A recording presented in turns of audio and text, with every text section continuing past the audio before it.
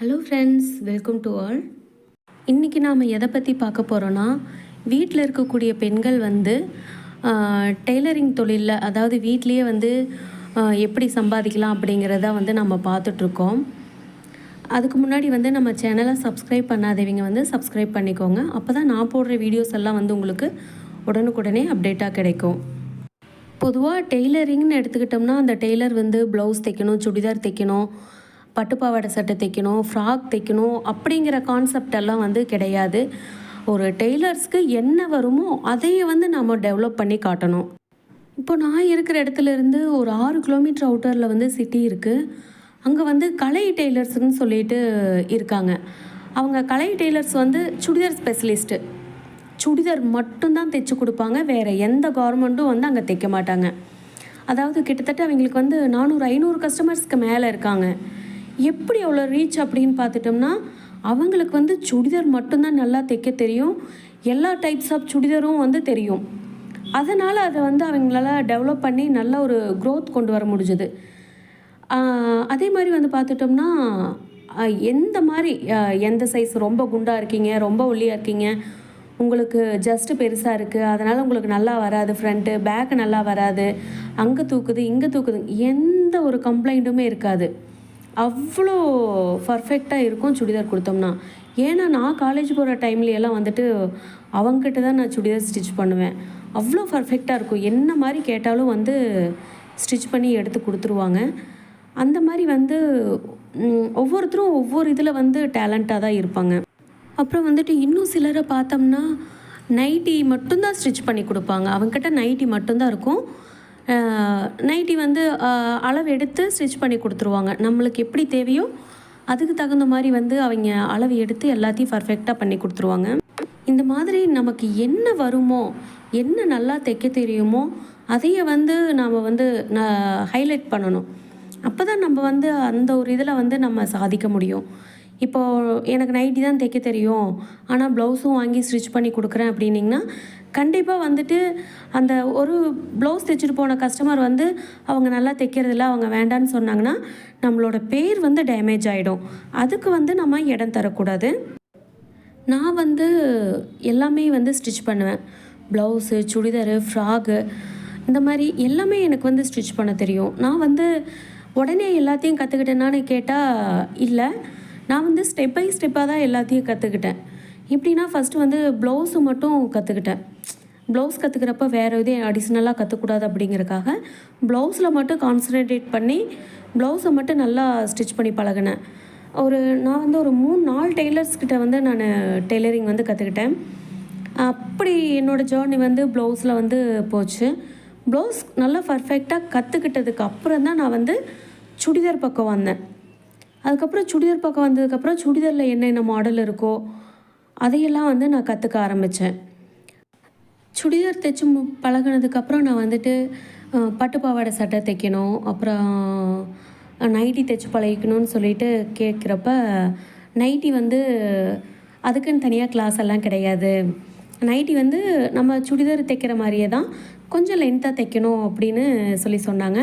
ஆனால் அப்போயும் நான் வந்து இல்லை, எனக்கு தெரியாது அப்படின்னு சொல்லிட்டு அவங்கக்கிட்ட நான் கேட்டுக்கிட்டே இருந்தேன், எனக்கு சொல்லிக் கொடுங்கன்னு. அப்புறம் வந்து நான் நைட்டி மெட்டீரியல் வந்து எடுத்துகிட்டு போய் எனக்கு கட் பண்ணி காட்டிடுங்க அப்படின்னு சொன்னதுக்கப்புறம் அவங்க வந்து கட் பண்ணி காட்டினாங்க. இவ்வளோ தான் நைட்டி, இதுக்குன்னு தனியாக நம்ம தேவையில்லை, சுடிதார் தைக்க தெரிஞ்சாவே நைட்டி ஆட்டோமேட்டிக்காக தைக்கலாம் அப்படின்னு சொன்னங்காட்டி அதை அப்படியே நான் வந்து கன்டினியூ பண்ணிக்கிட்டேன். நான் டெய்லரிங் வந்து முழுசாக முடித்ததுக்கப்புறம் வந்துட்டு டெய்லரிங் கடை வந்து நான் ஸ்டார்ட் பண்ணல. அதுக்கப்புறம் என்ன பண்ணேன்னா, ஒரு 6 மந்த் வந்து ஃபேஷன் டிசைனிங் கிளாஸ் வந்து போனேன், டிப்ளமா கோர்ஸு. அங்கே வந்து நான் டெய்லரிங்கில் என்ன விஷயங்கள் வந்து எனக்கெல்லாம் சொல்லித்தராமல் விட்டாங்களோ அந்த விஷயங்கள் எல்லாத்தையுமே வந்து எனக்கு அங்கே வந்து சொல்லி கொடுத்தாங்க. எப்படி ஒரு மெஷர்மெண்ட்டை வந்து நம்ம மைல்டூட்டாக எடுக்கணும், அதை எப்படி நம்ம கன்வெர்ட் பண்ணணும் அப்படிங்கிறத முதல் கொண்டு எல்லாத்தையுமே வந்து எனக்கு அங்கே தெளிவாக சொல்லி கொடுத்தாங்க, வித் ஃபார்முலாஸோட. அதையும் வந்து நான் நல்லா கற்றுக்கிட்டேன். எனக்கு வந்து டெய்லரிங்கில் ஆர்வம் இருந்தங்காட்டி தான் என்னால் வந்து அதை பர்ஃபெக்டாக கற்றுக்க முடிஞ்சுது. இப்போ எனக்கு டெய்லரிங்கில் ஆர்வம் இல்லாமல் வேறு ஏதாவதுல இருந்துருந்துச்சுன்னா கண்டிப்பாக நான் எத்தனை பக்கம் போயிருந்தாலும் என்னால் அந்த ஒர்க்கை வந்து கற்றுக்கவே முடியாது. முதல்ல நம்மளுக்கு வந்து ஃபஸ்ட்டு இதில் இன்ட்ரெஸ்ட் இருக்கணும். இன்ட்ரெஸ்ட் இருந்தால் மட்டும்தான் நாம் அதை வந்து ஃபாலோ பண்ணணும். டெய்லரிங்கில் வந்து ஓரளவுக்கு நம்ம வந்து கற்றுக்கிட்டோம். நம்மளுக்கு வந்து ஸ்டிச்சிங்கில் அப்போ சின்ன சின்ன மிஸ்டேக் பண்ணுறோம், ஃபினிஷிங் நல்லா வரமாட்டேங்குது, என்ன பண்ணலாம் அப்படின்னு யோசிக்கிறப்ப அது தைக்க தைக்க சரியாயிடும். இருந்தாலும் எனக்கு அப்போ வந்து எனக்கு இந்த மாதிரி தோணுச்சு, நம்ம என்ன பண்ணலாம் அப்படிங்கிறப்ப சரி இந்த மாதிரி டெய்லரிங் கடைகளுக்கு வந்து வேலைக்கு போய் பார்க்கலாம். அப்போ அங்கே போனோம்னா தைக்கிறது மட்டும்தான் நம்மளுக்கு கொடுப்பாங்க. அப்போ வந்து நம்ம தைச்சிக்கிட்டே இருக்க நம்மளுக்கு ஸ்பீடும் வந்துடும். ப்ளஸ் வந்துட்டு எப்படி ஃபினிஷிங் பண்ணலாம் அப்படிங்கிறது முதல் கொண்டு கற்றுக்கலாம். அப்படிங்கிறதுக்காக நான் டெய்லரிங் கடைக்கு வந்து வேலைக்கு போனேன். நான் ஒரு நாளைக்கு எத்தனை ப்ளவுஸ் தைக்கிறனோ அத்தனைக்கும் சேர்த்து எனக்கு வந்து சம்பளம் கொடுத்துருவாங்க. அங்கே போயிட்டு அங்கே போனதுக்கப்புறம் நல்லா ஸ்பீடாகவும் தைக்கவும் கற்றுக்கிட்டேன். இன்னொரு ப்ளஸ் பாயிண்ட் எனக்கு அங்கே என்ன அப்படின்னா, ஒரு கஸ்டமரை வந்து நம்ம எப்படி டீல் பண்ணணும் அப்படிங்கிற விஷயங்கள் வந்து நாங்கள் தெரிஞ்சுக்கிட்டேன். இப்போ ஒரு சில கஸ்டமர்ஸ் வந்துட்டு ட்ரெஸ் கொண்டு வந்து நிறையா கொடுத்துட்டு வாங்கிட்டு போகிறப்போ நான் அமௌண்ட் வந்து உங்களுக்கு நான் அப்புறம் தரேன், இந்த மாதிரி நான் ஊருக்கு போயிட்டு வந்துட்டு தரேன் அப்படின்னு சொல்லியெல்லாம் சொல்லுவாங்க. ஆனால் அவங்க வந்து சொல்லிடுவாங்க, எங்கிட்ட வந்து வேலைக்கு வந்து ஆள் இருக்காங்க, நானாக வந்து எனக்கு ஒருத்தியோட இது மட்டும் உழைப்பு மட்டும் இல்லை, இன்னும் 2 டெய்லர்ஸ் இருக்காங்கன்னு அவங்களுக்கும் வந்து சம்பளம் கொடுக்கணும். அதனால் வந்து முடிஞ்ச அளவுக்கு நான் கடன் வந்து இல்லைங்க, நீங்கள் வந்து எனக்கு அமௌண்ட்டு பே பண்ணிடுங்க அப்படின்னு சொல்லி அமௌண்ட்டு வந்து ஸ்ட்ரிக்டாக வாங்கிக்குவாங்க. நான் வந்து என்ன பண்ணுவேன், நம்ம லோக்கலில் தானே ஒரே ஊருக்குள்ளே தானே நம்ம தைச்சி கொடுத்துட்ருக்கோம் அப்படின்னு சொல்லிட்டு கடன் கேட்டாங்கன்னா நான் கொடுத்துருவேன். அது மறுக்க அவங்களும் வரமாட்டாங்க. நான் போய் கேட்பேன், அவங்க வரத்துக்கு மறந்துட்டாலும் நான் போய் எனக்கு இந்த மாதிரி நீங்கள் தைச்சிட்டு வந்தீங்கல்ல எனக்கு அமௌண்ட்டு கொடுங்கன்னு நான் கேட்பேன். ஒரு சில ஸ்டேஜுக்கு மேலே வந்து நம்ம அந்த தப்பை பண்ணக்கூடாது அப்படிங்கிற ஒரு விஷயத்தை வந்து நான் கற்றுக்கிட்டேன். எனக்கு வந்து டெய்லரிங் ரொம்ப ரொம்ப பிடிக்கும். வீட்டில் தான் ஸ்டிச் பண்ணிகிட்ருக்கேன். குறைவான கஸ்டமர்ஸ் தான் வந்து நான் வச்சுருக்கேன். என்கிட்ட நிறைய கஸ்டமர்ஸ் இருக்காங்க, நான் டெய்லியும் பிஸியாக இருப்பேன் அப்படிங்கிறதெல்லாம் கிடையாது. குறைவான கஸ்டமர்ஸ் தான். ஆனால் அந்த கம்மியாக இருக்கிறவங்களுக்கும் இன்ச் பை இன்ச்சாக நான் வந்து அவங்களுக்கு கரெக்டாக பண்ணி கொடுக்கணும்னு சொல்லிவிட்டு எக்ஸ்ட்ரா டைம் போட்டு எஃபெக்ட் எடுத்து அவங்களுக்கு வந்து ஒரு ஃபினிஷிங் வந்து அவ்வளோ ஒரு பர்ஃபெக்டாக நான் பண்ணி கொடுத்துருவேன்.